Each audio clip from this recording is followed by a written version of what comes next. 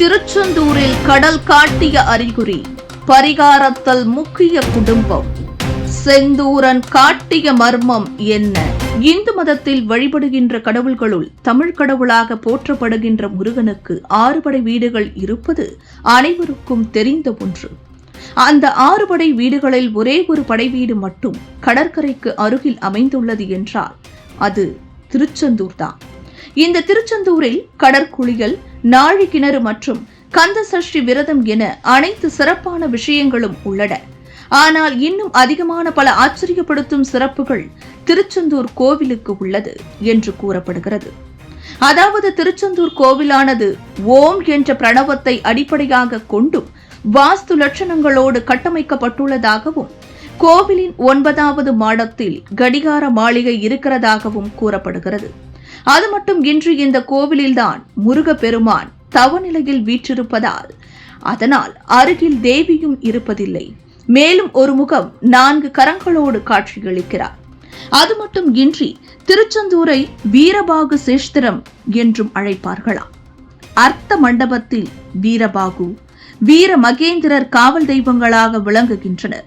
அதோடு செந்தில் ஆண்டவருக்கு பூஜை செய்வதற்கு முன்பாக முதலில் வீரபாகுவுக்கு பூஜை செய்து பிட்டு படைத்த பின்புதான் செந்தில் ஆண்டவருக்கு பூஜை நடப்பதாகவும் கூறப்படுகிறது. திருச்செந்தூரில் இப்படி வழிபட்டால்தான் நம் பிரார்த்தனைகள் முழுமையடையும் என்பதும் பலரால் நம்பக்கூடிய ஒரு நம்பிக்கை. முருகனின் சன்னதியில் பஞ்சலிங்கங்களும் சூரிய சந்திர லிங்கங்களும் உள்ளது. இந்த லிங்கங்களாகவே இறைவன் உயிர்களாக விளங்குகிறார் என்றும் கூறப்படுகிறது. அபிஷேகம் நடக்கும் பொழுதும் பஞ்சலிங்கங்களுக்கு பூஜை நடக்காதாம். ஏனென்றால் அந்த பூஜையை முருக பெருமானை வந்து செய்வதாக ஒரு ஐதீகம்.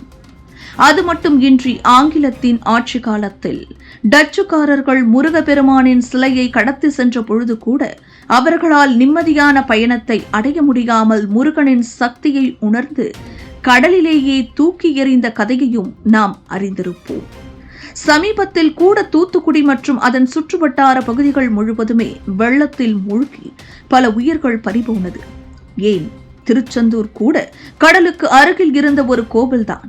அப்படி இருக்கும் பொழுது திருச்செந்தூர் முருகன் கோவிலை மழை வெள்ள நீர் பெரும் பாதிப்புகளை ஏற்படுத்தவில்லை எனவும், கோவிலுக்குள் இருந்த பக்தர்களுக்கும் மழை வெள்ளத்தால் எந்த பாதிப்பும் ஏற்படவில்லை என்றும் செய்திகள் வெளியானது.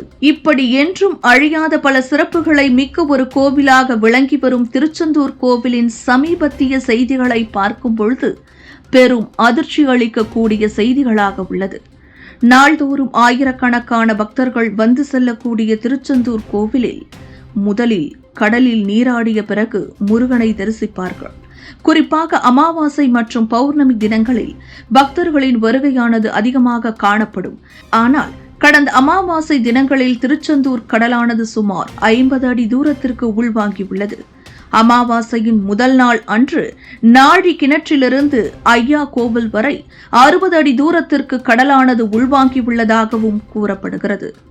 அதனைத் தொடர்ந்து தொடர்ச்சியாக 3 நாட்கள் கடலானது உள்வாங்கி இருப்பது பக்தர்களிடையே ஒரு பதட்டத்தையும் வருத்தத்தையும் ஏற்படுத்தியுள்ளது.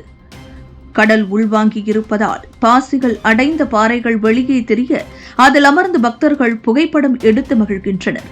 இருப்பினும் திடீரென்று கடல் உள்வாங்கி இருப்பது பக்தர்களிடையே பரபரப்பாக பேசப்படுகிறது.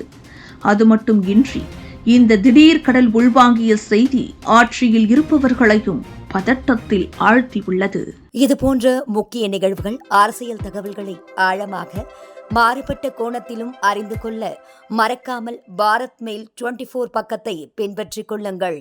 உங்கள் ஒவ்வொரு ஆதரவும் இதுபோன்ற பல நிகழ்வுகளின் பின்னணியை அறிய உதவும்.